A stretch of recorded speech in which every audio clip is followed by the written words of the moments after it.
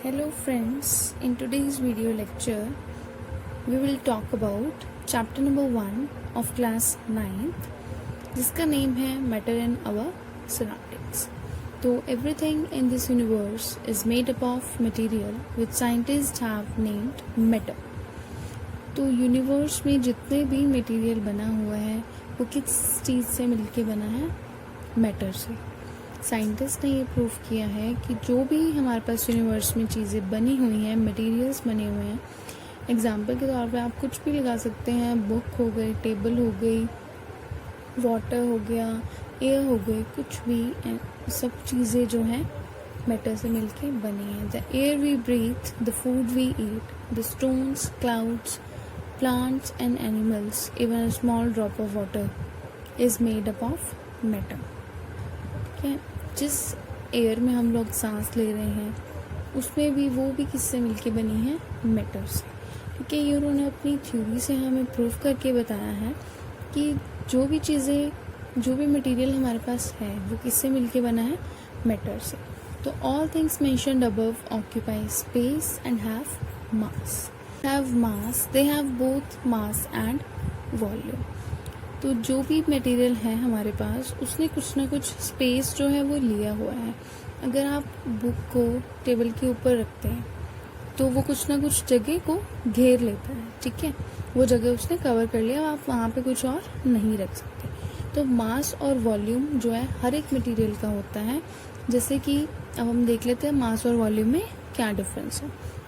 मास क्या है? The amount of matter in something, कि एक मटेरियल के अंदर कितनी अमाउंट में मैटर है. ठीक है, एग्जांपल के तौर पे क्या है, मैंने एक शीट ऑफ पेपर लिया, आप मान लीजिए कि वो 50 पार्टिकल से मिलके बना हुआ है, तो उसका मास क्या होगा? 50. ठीक है, तो मास क्या था हमारे पास? जितनी अमाउंट ऑफ मैटर है समथिंग में. ठीक है, तो 50 पार्टिकल से मिलके बना हुआ था, उसके अंदर 50 पार्टिकल्स थे मैटर के, तो मास क्या हो गया? 50.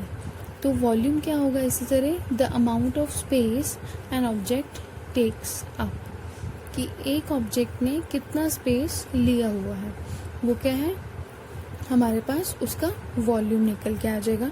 जैसे कि लिखा लेंथ, ब्रेड्थ और हाइट. ठीक है, ये हो गई इसकी लेंथ, ये हो गई ब्रेड्थ. ठीक है, और हाइट क्या होती है किसी भी चीज़ की? कि वो कितना ऊंचा है. तो आप एक पेपर की हाइट लगा सकते हैं कि ये इसकी हाइट क्या है? बहुत ज़्यादा कम है, लेकिन इसकी हाइट कुछ ना कुछ है. ठीक है, अगर पेपर की हाइट में मान लेती हूँ कि 0 है, तो अगर मैंने 0 साइज़ के पेपर्स को इकट्ठे किया तो इसकी हाइट ये इतनी कैसे हो गई? ठीक है, तो इसीलिए पेपर की हाइट बहुत कम होती है लेकिन होती ज़रूर है. ठीक है, सो नेक्स्ट पॉइंट क्या आता है हमारे पास? Early Indian philosophers classified matter in the form of 5 basic elements. 5 basic elements के तौर पे क्या है, फिलोसफर ने क्या किया था? क्लासिफाई किया था मैटर को. ठीक है, जिसको हम बोलते हैं पंच तत्व. कौन कौन से होते हैं 5 चीज़ें? एयर, अर्थ, फायर, स्काई, वाटर. आपने बहुत पहले सुनी होगी कि इनको पंच तत्व बोला जाता है. हवा, पृथ्वी, अग्नि, आसमान और जल. ठीक है, इनको पंच तत्व बोलते हैं हम. फिलोसफर ने इनको क्लासिफाइड किया. अब क्लासिफाइड करने का मतलब क्या है? कि क्लासेस में डिवाइड कर देना किसी चीज़ को. तो उसने मैटर को क्या है 5 एलिमेंट्स में डिवाइड किया है. ठीक है, जैसे स्कूल में आप एग्जाम्पल लगा सकते हैं कि मेरे पास थे 500 स्टूडेंट्स. ठीक है, तो मैंने उनकी एज के अकॉर्डिंग और उनकी क्वालिफिकेशन के अकॉर्डिंग उनको अलग अलग क्लासेस में उनके अलग अलग ग्रुप्स बना दिए कि इस एज का बच्चा 5th क्लास में होगा, इस एज का बच्चा 6th क्लास में होगा. तो that thing is called classified. मतलब क्लासिफाई करना, किसी चीज़ को डिवाइड करना आगे 5 में. ठीक है, नेक्स्ट पॉइंट पर आते हैं. Modern day scientist have evolved 2 types of classification. लेकिन जो मॉडर्न साइंटिस्ट थे, ठीक है, वो तो थी इंडियन साइंटिस्ट की बात, लेकिन जो मॉडर्न डे में हमारे पास साइंटिस्ट थे उन्होंने क्या इवॉल्व किया कि 2 टाइप्स की क्लासिफिकेशंस हमारे पास होंगी. ठीक है, मैटर की 2 टाइप की क्लासिफिकेशंस होंगी. एक कौन सी होगी? फिजिकल प्रॉपर्टीज पे बेस्ड, और एक होगी केमिकल नेचर पे बेस्ड. तो फिजिकल प्रॉपर्टीज और केमिकल नेचर क्या है, फिजिकली कि कोई चीज़ दिखती कैसी है, ठीक है।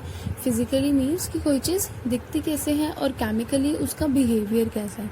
जैसे कि फॉर एग्जांपल मैं लेती हूँ एक पर्सन का एग्जांपल। एक पर्सन है कि वो दिखने में कैसा है, उसकी हाइट कितनी है, उसका कलर क्या है, इस टाइप की स्पेसिफिकेशन से हम उसको पहचान सकते हैं कि हाँ वो इतनी हाइट का पर्सन है और उसकी पर्सनैलिटी इस टाइप की है। तो वो चीज़ क्या है कि उसका फिजिकल नेचर, उसकी फिजिकल प्रॉपर्टीज, ठीक है। एक पर्सन का केमिकल नेचर में क्या कह सकती हूँ कि उसका बिहेवियर, कि जब वो 4 पर्सन्स के बीच में वो पर्सन आके बैठता है तो what will be the behaviour of that person, that is called chemical nature, कि उसका दूसरों के साथ मिलने पर क्या बिहेवियर है। So in this chapter we will learn about matter based on its physical properties, ठीक है। फिजिकल प्रॉपर्टीज पे बेस्ड जो भी मैटर है उसके बारे में ही हम इस चैप्टर में पढ़ेंगे। केमिकल नेचर के बारे में हम नेक्स्ट चैप्टर्स में देखेंगे। तो फिजिकल नेचर ऑफ मैटर में फर्स्ट क्या आता है, matter is made up of particles, how matter look likes, ठीक है। वो हमसे क्वेश्चन पूछ रहे हैं कि मैटर दिखता कैसा है, क्या वो ब्लॉक ऑफ वुड्स की तरह दिखता है या फिर सैंड के छोटे छोटे पार्टिकल्स की तरह दिखता है। तो अब मैटर होता कैसा है, वो दिखने में कैसा है, वो चीज़ हमें देखनी है। तो अब मैटर दिखने में कैसा लगता है, ये चीज़ को देखने के लिए हम एक छोटी सी एक्टिविटी करेंगे। हमने लिया एक बीकर में या एक ग्लास में हमने थोड़ी सी शुगर ऐड कर दी, 1 स्पून या फिर सॉल्ट ऐड कर लो, आप दोनों भी एक साथ ऐड कर सकते हो, या आप शुगर ऐड कर लो या सॉल्ट ऐड कर लो, ठीक है। हमने उसको मिक्स कर दिया वाटर में। मान लो मैंने शुगर ऐड की थी वाटर के अंदर, ठीक है, तो मैंने उसको मिक्स कर लिया। What happened in terms of science, science के टर्म्स में अब क्या हैपन होगा, अब जर्नली हम कह देंगे कि हाँ पानी में चीनी घुल गई है, ठीक है। तो साइंस की टर्म्स में 2 चीज़ें होंगी हमारे पास। फर्स्ट क्या है कि वाटर का लेवल इंक्रीज हो जाएगा। पहले वाटर क्या था, सिर्फ यहाँ तक था, मैंने उसके अंदर 1 स्पून क्या है शुगर ऐड कर दी, तो वाटर का लेवल अप हो गया, ठीक है, राइज हो गया, ठीक है। तो सेकंड थिंग क्या हैपन होगी कि सॉल्ट या फिर शुगर के पार्टिकल्स जो हैं वाटर के पार्टिकल्स के साथ मिक्स होंगे, या फिर वाटर के पार्टिकल्स के बीच में शुगर के पार्टिकल्स जो हैं स्पेस ले लेंगे, ठीक है। The particles of salt get into the spaces between particles of water. Now the second property is that how small are these particles. अब हमें पता चल गया कि वो पार्टिकल्स यानी सैंड के छोटे छोटे पार्टिकल्स की तरह ही होते हैं मैटर के पार्टिकल्स। तो अब हमने सेकंड क्वेश्चन क्या है, अब सेकंड पॉइंट क्या है कि वो कितने छोटे हो सकते हैं, ठीक है। तो कितना छोटा होगा सैंड जितना, क्या मैं उसको देख पाऊंगी या नहीं, ठीक है, वो हमें चीज़ बतानी है कि कितना छोटा हो सकता है एक पार्टिकल, मैटर का एक छोटा सा पार्टिकल कितना छोटा हो सकता है। उसके लिए हम एक एक्टिविटी करेंगे कि मैंने एक बीकर में या फिर एक ग्लास में क्या किया, 100 ml ऑफ वाटर लिया, उसके अंदर मैंने क्या किया, पोटेशियम परमैंगनेट को ऐड किया, ठीक है। ये हमारे पास क्या है, पाउडर की फॉर्म में होता है पोटेशियम परमैंगनेट, उसको हमने ऐड किया बीकर के अंदर, ठीक है। तो इस टाइप का कलर एकदम डार्क पर्पल कलर जो है दिखता है हमें वाटर में, ठीक है। तो हमने क्या किया, फिर उसमें से 10 ml ऑफ सोल्यूशन को पिक कर लिया यहाँ से, ठीक है। तो इस वाले बीकर में से मैंने 10 ml of water 10 ml of this solution को मैंने पिक कर लिया, और मैंने एक अलग ग्लास में क्या किया, वो 10 ml सोल्यूशन इसके अंदर ऐड कर दिया, ठीक है। इसमें क्या था, 100 ml वाटर और था, मैंने 10 ml इसके अंदर ऐड कर दिया, ठीक है। तो उसका कलर क्या है, लाइट हो गया। फिर नेक्स्ट मैंने क्या किया, एक बार और पिक कर लिया इसमें से 10 ml ऑफ सोल्यूशन, और वो 10 ml ऑफ सोल्यूशन मैंने 90 ml ऑफ वाटर में मिक्स कर दिया एक दूसरे ग्लास के अंदर, तो ठीक है। तो इससे हमें पता क्या चलेगा कि keep diluting the solution like this 6 to 8 times. Dilute करना मीन्स किसी भी चीज़ को लिक्विड करना और लिक्विड डालना उसके अंदर, ठीक है। तो हम क्या कर रहे हैं, डाइल्यूट कर रहे हैं सॉल्यूशन को लाइक दिस 6 to 8 टाइम्स मैंने उसको डाइल्यूट किया, तो तभी भी क्या है, मुझे कलर उसके अंदर नज़र आएगा, यानी जो पोटेशियम परमैंगनेट के पार्टिकल्स थे वो वाटर के अंदर डिज़ोल्व हुए। ठीक है, मैंने उसके अंदर से बहुत छोटे यानी 10% ऑफ पार्टिकल्स मैंने निकाल के उसके अंदर डाल दिए, लेकिन वो फिर भी जो है पूरे वाटर में डिज़ोल्व हो गए। फिर से मुझे कलर दिख रहा है, यानी अभी भी उसके अंदर पार्टिकल्स हैं, और फिर से मुझे उसके अंदर कलर दिख रहा है, मीन्स अभी भी उसके अंदर पार्टिकल है, हमें क्लियर वाटर नहीं नज़र आए। Estimating how small are the particles of matter with every dilution through the colour becomes lighter, it is still visible. कि जैसे जैसे मैं उसके अंदर बार बार पानी ऐड करती गई, ये सॉल्यूशन की अमाउंट को कम करती गई, तो भी मुझे क्या है कलर लाइट होता हुआ दिखता गया, लेकिन मुझे कभी भी विजिबल वाटर नहीं मिला। एक बार मैंने उसके अंदर पोटेशियम परमैंगनेट डाल दिया तो मुझे वापस से वाटर का कलर नहीं दिखेगा।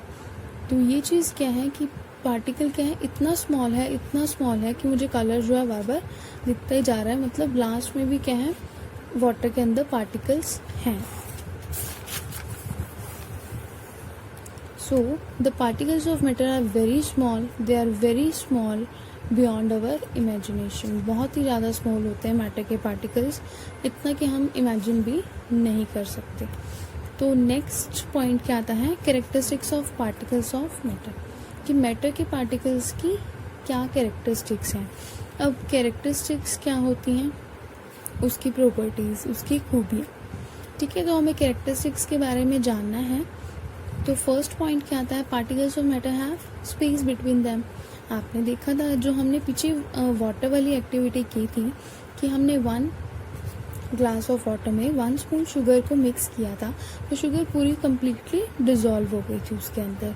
उसका मतलब क्या था कि पार्टिकल्स जो हमारे पास मटेरियल है उसके पार्टिकल्स के बीच में कुछ ना कुछ स्पेस होता है, तभी जो है दूसरा मटेरियल का पार्टिकल जो है उसके अंदर स्पेस को कवर कर लेता है।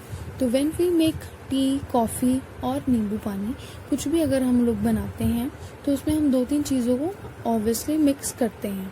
तो वो मिक्स करते हैं तो एक चीज़ के पार्टिकल्स दूसरी चीज़ में मिक्स हो जाते हैं, मतलब दूसरे लिक्विड में क्या है वो डिज़ोल्व कैसे हो जाते हैं कि लिक्विड के पार्टिकल्स के बीच में वो अपनी जगह बना लेते हैं। ठीक है, तो नेक्स्ट पॉइंट क्या आता है, particles of matter are continuously moving. अब वो क्या कह रहे हैं कि वो कॉन्टिन्यूसली मूव भी करते रहते हैं। तो इससे हमें एक एक्टिविटी से पता चलेगा कि मैंने क्या है एक एसेंस स्टिक यानी एक अगरबत्ती जो है मैंने रूम के एक कॉर्नर में जला दी। ठीक है, तो क्या है उसके पार्टिकल्स जो हैं मूव होंगे कहाँ पे, एयर में। तो अगरबत्ती के पार्टिकल्स कहाँ पे स्पेस ले लेंगे, एयर के पार्टिकल्स के बीच में। तो अगर एक बच्चा यहाँ पर बैठा है तो उसको भी स्मेल आएगी, एक बच्चा यहाँ पे बैठा है उसको भी फ्रेगनेंस आएगी, एक बच्चा यहाँ पे बैठा है उसको भी फ्रेगनेंस आएगी। ठीक है, तो do you get the smell sitting at a distance. तो अगर आप अगरबत्ती के साथ बहुत ज़्यादा डिस्टेंस पे हो, क्योंकि आप एक रूम के अंदर हो, इसलिए आपको स्मेल ज़रूर आएगी।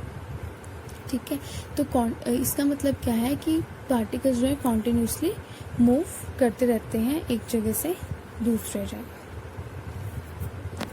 Particles of matter are continuously moving, that is they possesses what we call the kinetic energy. अगर पार्टिकल जो है मूव कर रहे हैं कॉन्टिन्यूसली, तो इसका मतलब है कि उनके अंदर कुछ ना कुछ काइनेटिक एनर्जी है, मतलब कि कुछ ना कुछ एनर्जी है। अब आपके अंदर एनर्जी नहीं होगी तो क्या आप एक जगह से दूसरे जगह चल पाओगे, नहीं। ठीक है, तो वैसे ही क्या है पार्टिकल्स के अंदर भी कुछ ना कुछ मूव करने की एनर्जी है, तो इसीलिए क्या है, ठीक है, as the temperature rises particles move faster, so the kinetic energy increases with the increase in temperature. मतलब कि क्या है, अगर टेम्परेचर को मैं इंक्रीज करती हूँ तो पार्टिकल्स जो है जल्दी जल्दी मूव करते हैं, ऐसा होता है। ठीक है, अगर आपने देखा होगा कि अगर मैं वाटर को बॉईल कर रही हूँ तो मैंने उसका टेम्परेचर ज़्यादा कर दिया तो ऊपर से जो स्टीम बनती है वो स्टीम भी जल्दी जल्दी बनने लगेगी। ठीक है, तो जैसे ही टेम्परेचर हाई होता है वैसे ही वाटर यानी लिक्विड के पार्टिकल्स जो हैं अपनी मोशन को बढ़ा देते हैं, उनको ज़्यादा एनर्जी मिलती है हीट से और वो हीट अप होके ऊपर उड़ने लग जाते हैं। ठीक है, तो इस एग्जांपल से आपको क्लियर हो जाएगा कि पार्टिकल्स को जब ज़्यादा एनर्जी मिलती है तो वो जल्दी से मूव करते हैं। ठीक है, नेक्स्ट क्या है, the intermixing of particles of two different types of matter on their own is called diffusion. ठीक है, अगर पार्टिकल्स जो है, दो चीज़ के पार्टिकल्स इंटरमिक्स हो रहे हैं अपने आप, मतलब हमने कुछ उसको एनर्जी नहीं दी, खुद से ही वो इंटरमिक्स हो गए हैं, यानी अपने आप ही मिल गए हैं, तो उस चीज़ को हम क्या बोलते हैं, डिफ्यूजन। अगर हम उसको हीट कर रहे हैं, कुछ एनर्जी उसके ऊपर लगा रहे हैं, ठीक है, तो क्या है कि वो खुद से मिक्स नहीं हो रहे हैं, तो वो केस क्या है, डिफ्यूजन नहीं है। लेकिन अगर दो चीज़ों के पार्टिकल्स, ठीक है, दो चीज़ों के पार्टिकल्स क्या हैं, मिक्स हो रहे हैं, जैसे वाटर और सॉल्ट ले लिया मैंने, वाटर में मैंने क्या किया, सॉल्ट डाला, ठीक है, मैंने ना उसको स्पून से मिक्स किया विद इन 5 मिनट्स, 5 मिनट्स भी ज़्यादा है, विद इन 2 मिनट्स सारा जो कि है सॉल्ट वो डिज़ोल्व हो जाएगा। तो उस चीज़ को हम क्या बोलते हैं, डिफ्यूजन। एक चीज़ के पार्टिकल्स दूसरे के अंदर मिक्स हो जाना ही क्या है, इंटर मिक्सिंग। नेक्स्ट क्या है कि अब नेक्स्ट कैरेक्टरिस्टिक्स हमारे पास क्या आती हैं, particles of matter attract each other. अब मैटर के जो पार्टिकल्स हैं वो एक दूसरे को अट्रैक्ट करते हैं, तो ये चीज़ हमें कैसे पता चलेगी, उन्होंने क्या किया है कि एक चौक ले लो, एक आयरन नेल ले लो या एक रबड़ बैंड ले लो, ठीक है, चौक को काट करके उसको ब्रेक करने की कोशिश करो, इसके ऊपर आप नेल को हथौड़े से ब्रेक करने की कोशिश करो, या फिर रबड़ बैंड को स्ट्रेच करके यानी खींच करके आप उसको तोड़ने की कोशिश करो। ठीक है, तो इन चीज़ों को तोड़ने में कि कौन सी चीज़ को तोड़ने में सबसे ज़्यादा जो आपकी फोर्स लगेगी। ठीक है, अब मैं जैसे कि कह सकती हूँ एक एग्जांपल के लिए कि अगर मैंने अपने हैंड्स को इस तरह से टाइटली बाउंड कर लिया और मैंने किसी अदर पर्सन को बोला कि वो मेरे दोनों हाथों को अलग करके बताए, तो उसको बहुत ज़्यादा फोर्स लगानी पड़ेगी। लेकिन अगर मैंने हाथ ऐसे किए हुए हैं और मैंने उस पर्सन को बोला कि ये हाथ मेरे अलग अलग सेपरेट करके दिखाओ, तो वो क्या करेगा, हल्की सी फोर्स लगा के हटा देगा। अगर मैंने हाथों को ऐसे रखा हुआ है, सिर्फ फिंगर्स को टच किया, तो उसको कुछ भी फोर्स नहीं लगानी पड़ेगी, हल्का सा वो करेगा और ये दोनों अलग हो जाएंगे। तो वैसे ही क्या है, पार्टिकल्स में अट्रैक्शन है, किसी में बहुत ज़्यादा अट्रैक्शन है, किसी में मीडियम अट्रैक्शन है और किसी में बहुत ही कम अट्रैक्शन है। अट्रैक्शन मतलब वो एक दूसरे के साथ कितने पास हैं, एक दूसरे को उन्होंने कैसे पकड़ा हुआ है, ठीक है, उनकी पकड़ कैसी है। ठीक है, तो अब क्वेश्चन क्या आता है कि इन तीनों सब्सटेंसेस जैसे नेल, हैमर और रबड़, इन तीनों सब्सटेंसेस में ग्रेटर फोर्स कहाँ पे लग रही थी, तो ऑब्वियसली एक नेल को तोड़ने में सबसे ज़्यादा ग्रेटर फोर्स हमें लगेगी। तो particles of matter have force between them. ठीक है, उन्होंने क्या बोला है कि पार्टिकल्स के मैटर के बीच में कुछ ना कुछ फोर्स है, जिसको ब्रेक करने के लिए हमें कुछ एनर्जी, कुछ फोर्स खुद से अप्लाई करनी पड़ती है। The strength of this force of attraction, ठीक है, स्ट्रेंथ क्या यानी ताकत, उस फोर्स ऑफ अट्रैक्शन में कितनी ताकत है वो वेरी करेगा from one kind of matter to another.